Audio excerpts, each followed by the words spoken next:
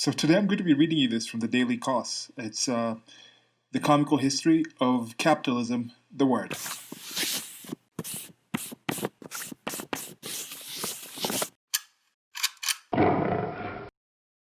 So first, let me just go with a definition of capitalism. When I speak of capitalism, this is what I'm talking about. I'm just going to get this on the screen right here. Capitalism. This is from the Mises Wiki, and for me, I'm somebody that has benefited a lot from using the internet. Moving around, traveling a lot in my life has brought different challenges and different positives, but it gave me a lot of time where I was an early taker to just the internet. I remember just thinking like, oh, you can get on here, you can talk to people, and get all this information. Before, when I was younger and I was traveling and people were writing letters and things like that, I was like, no, I'm not into letters and pen pals and all these, but then you just have this access to this repository of information. And one of my questions is, why do people have so many questions about things that can be easily answered? In some cases, you talk to somebody else, and oh, that's what you mean by this, and you get the information from actually having conversations, which I enjoy. But there's some basic things that the information is there. There are some agreed definitions, and things do change. But when I speak of capitalism in the economic sense, this is what I mean. And I went to Mises Wiki because I have no disagreements with this at all. I've talked about this in previous videos. Let me just read what's here. Capitalism. Capitalism is an economic system characterized by private or corporate ownership of capital goods, by investments that are determined by private decision, and by prices, production, and the distribution of goods that are determined mainly by competition in a free market. Modern capitalism is essentially mass production for the needs of the masses. So when people in general socio-political parlance speak of capitalism, speak of United States of America as a capitalist country, like, when it comes down to this definition that I just read there, that's not quite it. But we do understand words change. And when you're having a conversation with somebody, if you want to get to some understanding, it's good to discuss and understand the basic terms. What does somebody mean by that? There's that thing from The Princess Bride. You keep using that word, but I don't think it means what you think it means. I took that one step further, where people keep using certain words, but I don't think that they think what I think they mean. So it's not necessarily, because they definitely think something. What they're using that word actually means what they think it is. I don't think people go out.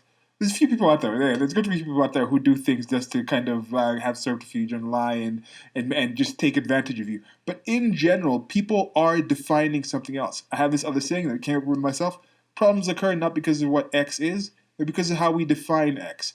Because, for example, a lot of people who are socialists in the positive sense, from a good place, trying to help people, they talk about mass production for the needs of the masses. And I'm like, yes, capitalism, using more capitalist system, putting the means of production in private hands with private people who are concerned with those private goods, the quality, and maintaining the customers and serving the best needs of the masses. The more people you can possibly serve, the more valuable you are through the system. It has brought so much good to people. So you can go more towards that, and then when you go more towards socialism, it's more about central planning, it's more about public ownership, and that's when things get mucked up. So I'm like, okay, we want to get to the masses, because they say socialism, communism is for the betterment of the masses. But is it really? I don't know. So if we define that this is a long preamble. Let me just get into the reading. This is because words do change. And what are people talking about? Let's just talk about the word itself. Even if we want to disagree with this definition of capitalism that I gave you from Mises, when I speak about it in an economic sense, just know this is what I'm speaking about. I might have to do a separate video where I just put this definition alone so I can refer to it when I speak about it in other situations. But we know that word is used in a different way. When people say it's a capitalist, it's a failure of capitalism. Capitalism has resulted in this and that and this and the other. They don't necessarily always mean that, private ownership of goods, because they're speaking about systems with fiat currency where the currency itself, the capital itself, is not even owned by private hands. There's no competition in that. The state regulations and governments and things like this have a lot of central planning. You're not in how free is the market? Is it 50% free? Is it less than that? So there are all these things that that they describe that I think are not aspects of private ownership of goods in a free market. So some things tend towards actual definition, some things go away. So thanks for waiting for the preamble. Let's just get into the reading right now. The Comical History of Capitalism, the Word. This is by Dustin Mineau. The community, this content subject review by Daily Kos staff. Okay, so written on August 5th, 2014. Let's see this. Okay, so this is not about capitalism, the theorized socioeconomic system of production. This is about the word capitalism itself. The term capitalism has been used, abused, reborn, and remutilated so many times that if one were to use the term, you have to immediately stop and define what you mean by capitalism. Why is that? There aren't multiple definitions of mercantilism or feudalism. So what happened to capitalism? To find out, follow me through the comical history of capitalism, the word. Okay, yeah, so my whole preamble, I could have just read this and I could kind of explain some of what I was saying there. I hadn't actually read this yet. I was like, I have some things bookmarked where I'm like, okay, I want to read this anyway, so I might as well read it out as a video. It might be interesting to some of you and have some more interactions. So anyway, in the beginning, capitalism came into focus somewhere around early to mid 18th century, but nobody called it capitalism at the time. The term capitalism didn't appear until about 100 years later, when it was first coined by socialists in the mid 19th century as a pejorative for the current state of the world. And it's still being used as a pejorative. So I guess when the socialists are using it, they kind of coined it. So the thing itself has existed before it. But the coining, so maybe I'm being too hard on the socialists out there. Maybe they're the ones who are using it in the way it actually started. They're keeping it true. They're keeping it real. They're keeping it OG, like original grammar. That's what they're keeping it.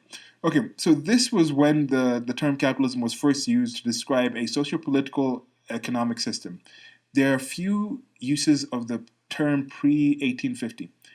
But they were all used as synonyms for commerce as a capitalist, and were not widely used, and therefore I think can be ignored. So the first comical thing to note about the term capitalism is that the history of the word is tied to socialism and socialist thought, and not the system it describes. What about Marx? Here's another funny thing about capitalism. Despite what most people think, Karl Marx, the most infamous socialist, neither coined the term nor popularized it. The term capitalism was coined by Pierre-Joseph Proudhon. Was it Proudhon? Proudhon!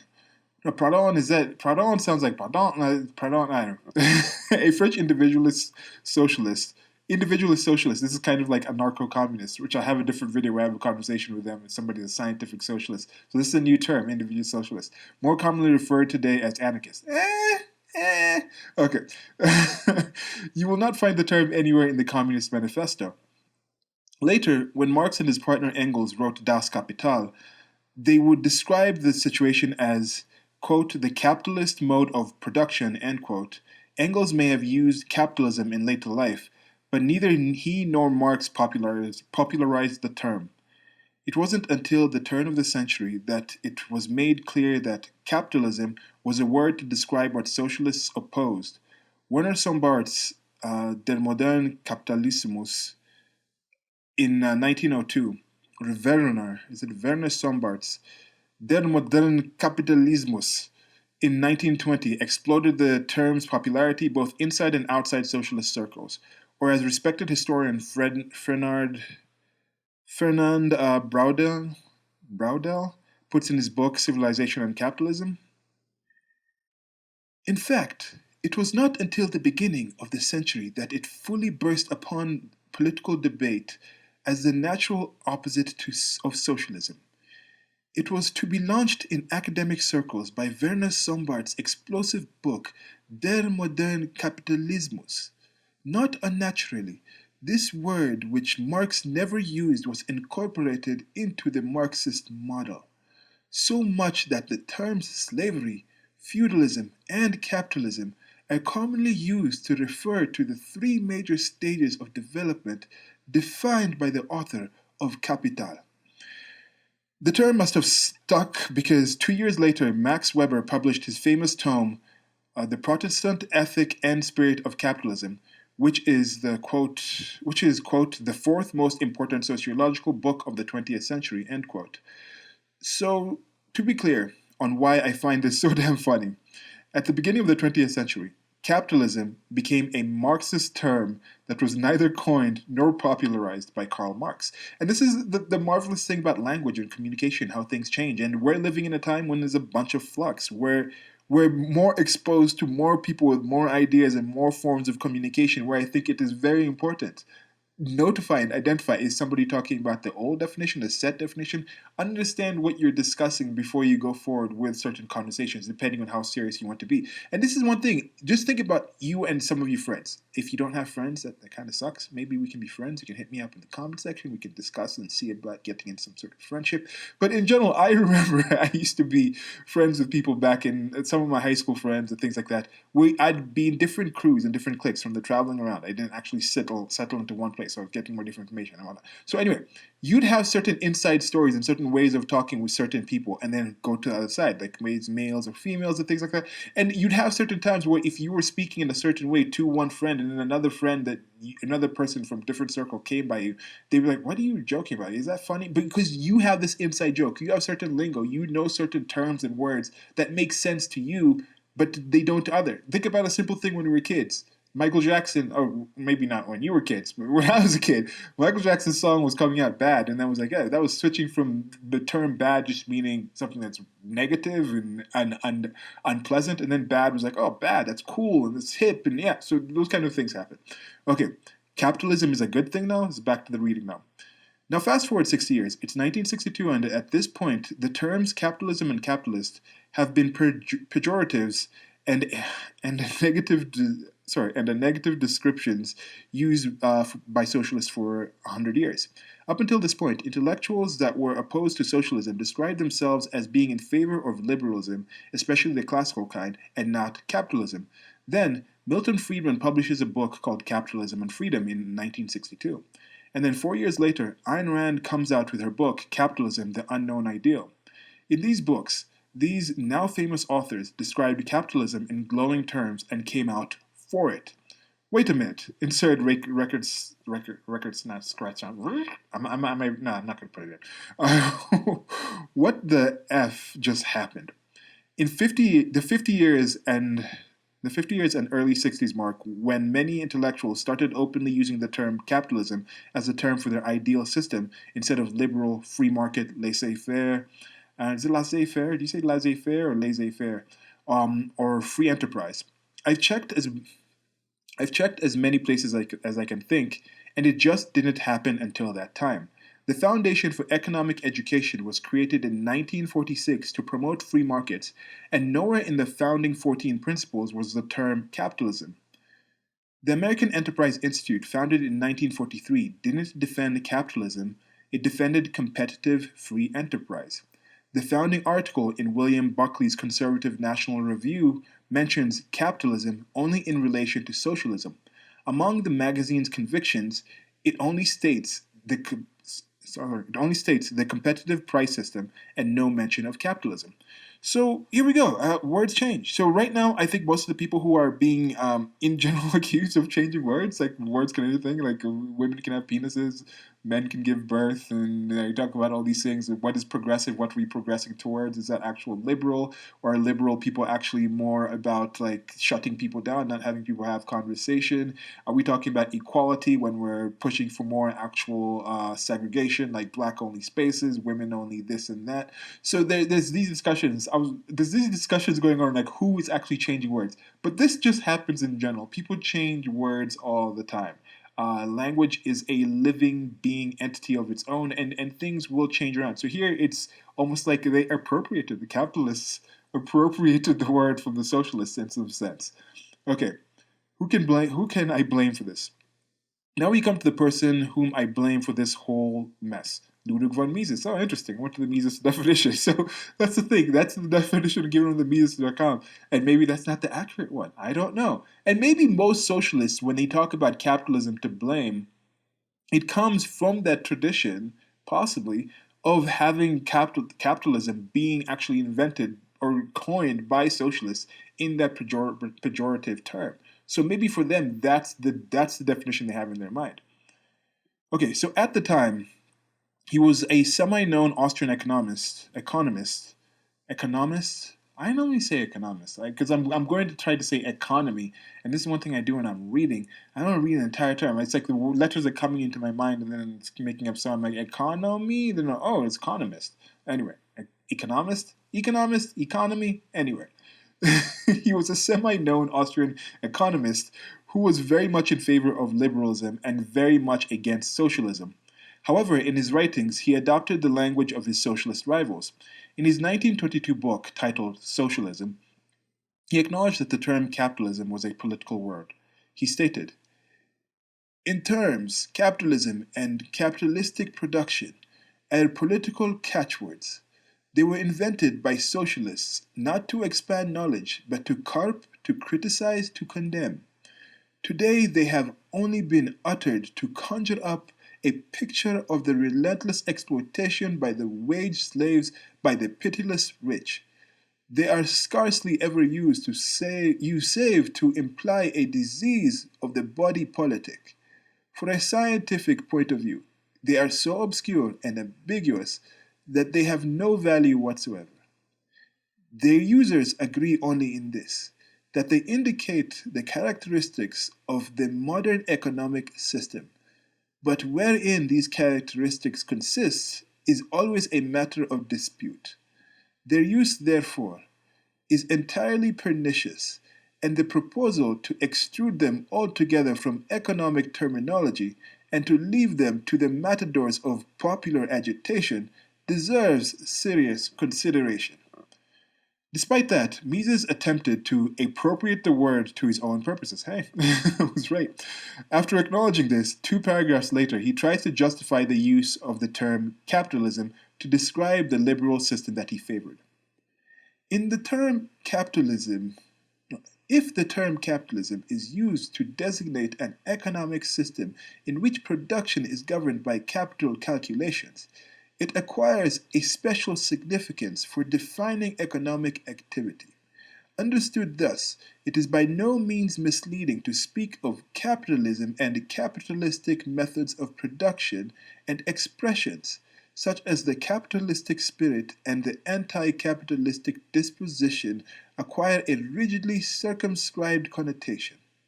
Capitalism is better suited to be the antithesis of socialism than individualism, which is often used in this way. I think that's accurate. I think individualism's opposite is the antithesis would be collectivism. So yeah, that could be how this started. And just a little aside here. This is one of the things that, with some of the people wondering, what are people's economic knowledge? Why do they understand? These terms are relatively new. We're talking about terms that were coined and invented in almost 150 years ago or so. Things like that and regular problems. It was before internet. It's not like somebody invented some new lingo and it was like spread around the world in like a few weeks. Takes time. How many people actually speak English? How many actual languages have their equivalent version of the word capitalism, or would they have to actually just say capitalism in English to add it? Like I think in Japanese they do that sometimes. Let's add some English words. So what is the thing? These concepts, these might be observations of how the world is, but words themselves just identify certain things that exist. And those things with different languages, different alphabets, different understandings, different lived experiences, different places you're coming from, different contexts, those things change what those things are. So the idea that why are people so against capitalism? How many people actually even know what capitalism is? If you're listening to this so far, did you know any of these things about the history of the term? Okay, back to the reading. As far as I can tell, this 1922 book was the beginning of the shift of the meaning of the term capitalism. So then, what is the connection between Mises and future capitalism supporters? Ludwig von Mises was Friedrich Hayek's teacher in Austria, the one that converted him from socialism to liberalism. Hayek would later found a social club called the Monty Perlin Society in 1947 for free market economists. Or economists. Economists. As the founding meeting was Hayek, Mises, and Milton Friedman. Oh, I'd like to be at that meeting. The aforementioned author of Capitalism and Freedom. I don't think it's a stretch to say that Mises' attempts to redefine capitalism as a positive would have rubbed off on the younger economists. In fact, before founding the society, Hayek published the book The Road to Serfdom, which he did pretty much the same thing as his teacher did in socialism. He noted that the term conceals the truth, but then later redefines the term capitalism and then speaks approvingly of it on page 89 of the book he wrote. Through the terms capitalism and socialism, though the terms capitalism and socialism are still generally used to describe the past and future forms of society, they conceal rather than elucidate the nature of the transition through which we are passing. And then by page 109, he redefines capitalism and praises it as the only way democracy can thrive. It is now said that democracy will not tolerate capitalism. If capitalism means there is a competitive system based on free disposal of private property, it is far more important to realize that only within this system is democracy possible. Another early and obscure attempt to redefine capitalism and then come out in favor of it was by political philosopher Frank Chodorov. In October 1945, he wrote an article titled "Let's Try Capitalism." Whether his attempt to redefine capitalism was his own or influenced by Mises, I cannot say for certain. But being that he was very much active in the free market liberalism movement in New York for years, and that Ludwig von Mises had been teaching at NYU for 5 years while promoting free markets, it's not hard to fathom that they may have run into each other and exchanged ideas by 1945. In fact, based on the fact that both men knew Murray Rothbard, another free market advocate, and Milton Friedman, it is hard to imagine that they didn't at least know each other. And just as I mentioned before, these ideas are super new. 1945. Was there anything else going on in the world in 1945 that you can think of that might have taken more attention, more people's attention than redefining the term capitalism? There was a few things going on. As horrible as some people might be saying that the world is today, and then we're talking about the language again, do they mean the same things? When somebody says capitalism, do they mean capitalism like what I defined, the private ownership of goods and being and the redistribution being involved in the free market? No, that's not what they mean by that. So when some people are saying this is the worst time to your life, the world is getting destroyed, we're having World War III coming back, are they talking about the similar thing as actual world conditions in 1945 or in 1920? I don't think so. I think those terms themselves have also changed. Okay, backlash and backlash to the backlash. So after the free market advocates tried to commandeer the word for their own purposes, you can imagine that there was a backlash. But that backlash wasn't from state socialists. It came from anarchists and other free market advocates. In 1972, Murray Rothbard noted the absurdity of trying to commandeer the term capitalism as a description of what he advocated for. In 1972, Murray Rothbard notes in an essay that there are multiple definitions of capitalism. He tries to split the definition in two to describe two very different concepts: free market capitalism and state capitalism. Naturally, he's in favor of one and against the other. Let me see if I can break out a different voice here. For the very first, we run into grave problems. I don't know what these people, I've heard these people speak, but I'm just trying to do like different voices for all these different people speaking. For the very first, we run into grave problems with the term capitalism. When we realize that the word was coined by capitalism's most famous enemy, Karl Marx, it was not surprising that a neutral and pro-capitalist analyst might find the term lacking in precision. Right there, that's wrong. It was not by Karl Marx, and already at that time, that was already out there. And we lived in a different time. There wasn't a Daily Kos article for you to come down and search and then go online and double check and see is that actually true or not. I don't think Rothbard was trying to lie here. And then a lot of people who had quoted Marx, as it was mentioned, they actually had socialists and supporters of Marx who started putting in these terms into that place. And that's how history has been. I don't think we've existed in a time when history can be anywhere close to as accurate as it is today. And we're having the ability to have more and more accurate actual history and access to information than we have known, unless there's like previous civilizations that we don't even know about. Anyway, so back to this. For capitalism tends to be a catch-all, a promontory concept that Marxists apply to virtually every every society on the face of the globe, with the exception of a few possible feudalist countries and the communist nations.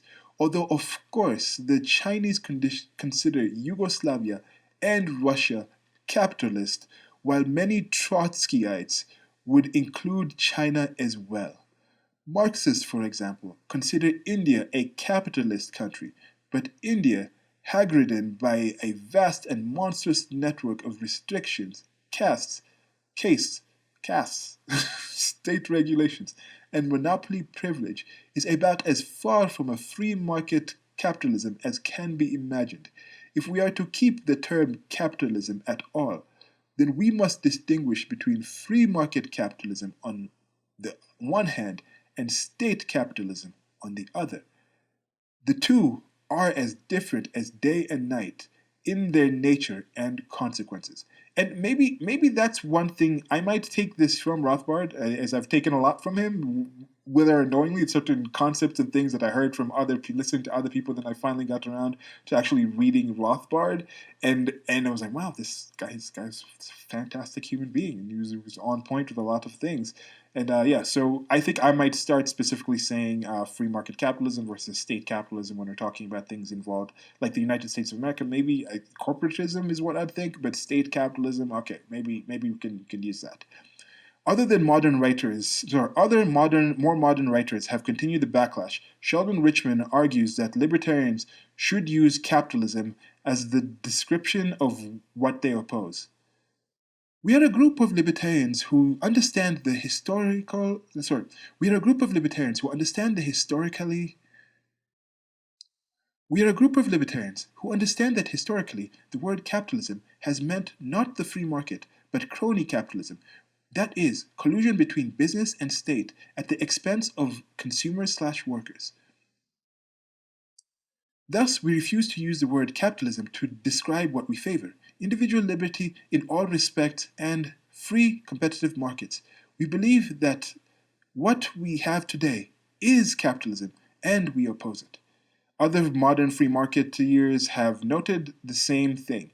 Now, of course, there is backlash against this backlash. The suggestion of letting capitalism return to its original meaning is rejected because, among other reasons, we shouldn't let the definition of words change.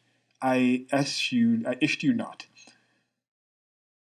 As Sheldon admits, as Sheldon admits in his talk, however, changing words like changing currencies, if they're already widely accepted, you need a really good reason to abandon them. Awkward etymology notwithstanding. I think the concepts of capitalism and socialism are good enough to keep using. Conclusion?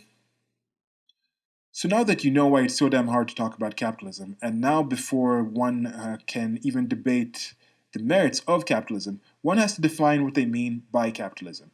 Do they mean the system of exploitation defined by Proudhon and Marx, who both defined it differently?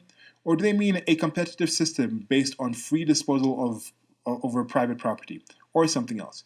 My recommendation is to never use the term. If one has to define a word every time one uses it, then it's not a useful word. If you enjoyed this article, let me know. If there is interest, I can attempt a similar article on the term socialism, liberalism, fascism, and probably even Keynesian. Also, if you ever find an article by an influential person, I think I'm adding find there, by an influential person from before 1922 describing capitalism as a good thing, please let me know. I would be interested if there is another or a different person we can blame for this mess. And this is cross-posted from SnowCow Society. What was I trying to say? Crow. I was trying to say crow there. Jon Snow with the crows and the snows and the west and the winter is coming. Okay, so remember just the hype and just the definition of what Game of Thrones was, just the movement and excitement about that thing was just everything. And then season 8 came by and things just crumbled in all sorts of ways for all sorts of people. And then it's kind of just gone now. It's fizzled out. I know George R.R. Martin is still writing books and things like that. And there's talks of prequels and all these other things. But it's just gone. And I feel this might be it. People might have been excited about this term and then now they're not going to use it. How about you? I think I might take his suggestion and kind of stop using this word. And I will check with the SnowCow Society and see if he's actually done these on socialism, liberalism, fascism, and probably even Keynesian. This was an interesting read for me. As I mentioned, I hadn't read this before I came up, and I just was like, just read the first paragraph. I was like, okay, this is something I think I can do. And some of the things he talked about here, I agreed with most of them. It was interesting. It's an interesting walk down into history. I do think I will start being more specific about the terms. I'll start describing what I'm talking about. Instead of just saying capitalism, I'm talking about private ownership. We're talking about free markets in specific. Because as mentioned, this word actually is not that old. It's not even 100 years old, maybe. It's no, it seems to be like the switch happened around 100, not even 100 years ago. And what was the actual first time it said it was used here? Let me scroll up, and I'm trying to not have any dead air as I scroll up and look for this. So they said it was the 18th century, and it did apply mid 19th century. There are few uses pre 1850, and was not widely used before that. So yeah, 1850. So it's a rather new word. So the actual societal social conditions to have enough people together in an economy that works large enough to even think and contemplate the system, the existence, and be aware of, and to know and see something that actually needs defining. Because, look, if you live in a place that does not have snow, you don't need a word for snow until you've actually seen snow and lived around snow. And even if you haven't, even if you've just seen it once and you're like, I'm not even need to see it again, you don't even need to bother to actually like deal with it. But then you have enough people come together, live in a certain society, have an economy big enough that creates enough surplus for you to even contemplate what is private ownership of all the public goods, what is an economy, what is the best way to serve masses. You need masses to live in an area long enough for a certain amount of time. You need excess to think, hey, these people have too much. If you're all just living cheek to jowl, you're just living like paycheck to paycheck is already what's happening in the United States. A lot of people, as we've seen in the shutdown, a lot of people don't even have the savings. A lot of companies don't even have the savings to actually be shut down for X amount of time. They just paycheck to paycheck and things like that. They have to like so anyway. But if you're living on subsistence, you're a subsistence farmer. You're not living in a necessary situation where you're thinking this person has excess, so it's not fair. We need some redistribution of this person's goods to these other persons. You got to think about the structure, how you're going to redistribute that. Why would you redistribute it anyway? You have to have like surplus of goods. You have to have, I think, some kind of luxury goods to think of extras. If it's just like food, people understand. Hey, this is only food I've earned. This is the only food I've made. And I think one thing to hammer down this point is something I started realizing when I was much younger. It might have been even in my teens. I think it might have been just in my early 20s. I was looking around and seeing the way certain mobs and things like that would react to people stealing things or doing things. And then I would look at other countries and lynch mobs and these other things and just, oh, crimes of this person. Or you look at a politician, they steal billions. Like, you look at a place like in Kenya, a politician steals billions of shillings. In the United States of America, there's billions, trillions of dollars are just missing from different budgets and things. Oh, it's supposed to go to the Pentagon. It's just over X amount, 10 years, it's like 3 trillion or $4 trillion just missing out of the Pentagon's budget. You look at New York City. I think the mayor right now, Bill De Blasio, his wife had some kind of project, and it was like 189 million or 180. Sorry, I think it was 890 million or something. Went to like two or three programs that she had, and it's just unaccounted for. These massive amounts of money just disappear, and people just don't really understand that. The reaction is not the same. Yet here in Kenya, you have people who are starving, and then there'll be like random chickens walking around, but no one grabs that chicken and just goes and steals it. Most people would starve rather than just grab that random chicken. Maybe they have some understanding of the ownership of what that chicken is. That's somebody's chicken, somebody's invested time into it. Where you had some situations where somebody would steal like a little food, a sack of maize or something like this, because they're starving, and then they would get lynched for that. Because the people had an understanding of this sack of maize is somebody's property. It is somebody's goods. It's privately owned. It is not yours. Yes, we are all struggling here, but many other people were involved in the actual creation of this public good. The people who had the seeds to sell this person was actually farming, was actually investing and actually planting that, took the time, took the water, was weeding it, was doing all these things. And then the people who made the sack and things like that are related in that. You get some money out of that. Then you get it. This person is bringing it to market. And then when it's brought to market, a lot of other people that have struggled in their own life to earn their own measly amount of money or whatever will come and purchase from that place and get that actual maize and then daily feeding their kids and things like that. people can understand that, and they'd be like, despite us being in all this struggle, if you raise the crime in this area, it makes it more unjust, and the people don't have the trust to live in the society, so we have to defend and make sure if somebody does something wrong, we're going to have some kind of checks and balances and check this down. I don't necessarily agree with the straight out lynching that happens to some of these things, but there is a calculation going around because there's an awareness of what's going on in that interaction, that they find this is something stolen. So when it comes to things, when I think taxation is extortion, taxation is theft, when I think the redistribution of people's goods is a violation of their private property, is a violation of their ownership, I am against taxation because I am for people not being violated. I want people to have the ability to exercise their agency.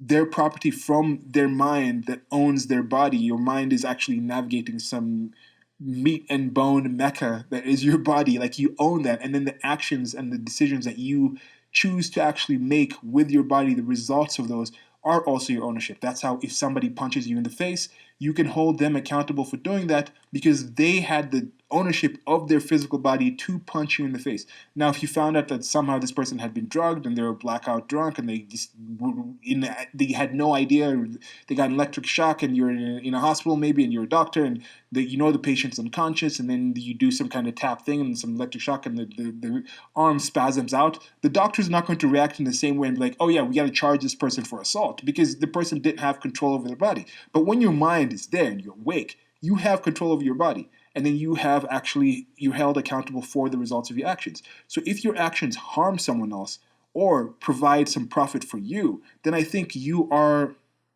I want to protect people's ability to have all those rights to those goods, to those actions, have the responsibility. So have the responsibility to get 100% of your negative results, and have the possibility to gain 100% of the positives from your results. And then from then, I think people are good in general. People understand that, hey, if I have a surplus, an actual surplus, I will share it with other people, because that will also earn me other positive things. Even if it's not earning you, even if it's simply earning you, just, I helped somebody.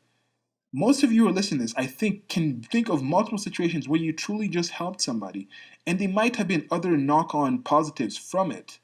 But just the true feeling that, hey, I actually helped somebody, and you could see what you did enriched somebody else's life, is a positive, is a profit. That is a form of profiting. Now, I think there's more profit where, in general, you do that, and most people will want to return that. But even if you do it anonymously, there's people who do that. There's people who donate anonymously. There's people who just say, I'm not going to take this. I'm not going to do that. I'm going to turn this back in. And there's a lot more positive in the world than there is negative. So anyway, that's it for now. Thank you for taking your time to come listen to this. This has been me reading this from the Daily Kos. As I said, I will check and see if he's done other ones for these other things. And if he has, I might get those readings. Let me know what you thought about this. Let me know if you knew about this information. And also let Dustin Mineau know if you do find somebody that has mentioned capitalism before, in a positive light, before 1922, as he said here, because I think that would be something that's good to help him. And maybe when I check the SnowCow Society, I'll find that somebody has done that already. So till next time, like, share, subscribe. There's links below to our merchandise store, so I can engage in my sort of marketing of my own products. Somebody else has set up a store. This is Redbubble that I'm using. They've set up the supply chain for the thing. I just post my designs up there, and then some of you come and you click on there and you buy some stuff and some good stuff in there and keep updating. I'm going to keep you also updated on any changes to the store if I go more towards where it's my own control, where my profit margins are better, because of these things you got to consult. Like right now, I'm like, the time invested, I do some drawing, I put it up there, they handle everything else, good to go. But if I get into it more and I'm managing the things, then I get more of the profits because I'm doing more of the work. And this is how things work, and I think that's a positive thing for a lot of us out there. And I think you and I are benefiting from whatever you want to call capitalism, from the free market and things like that. Till next time, goodbye.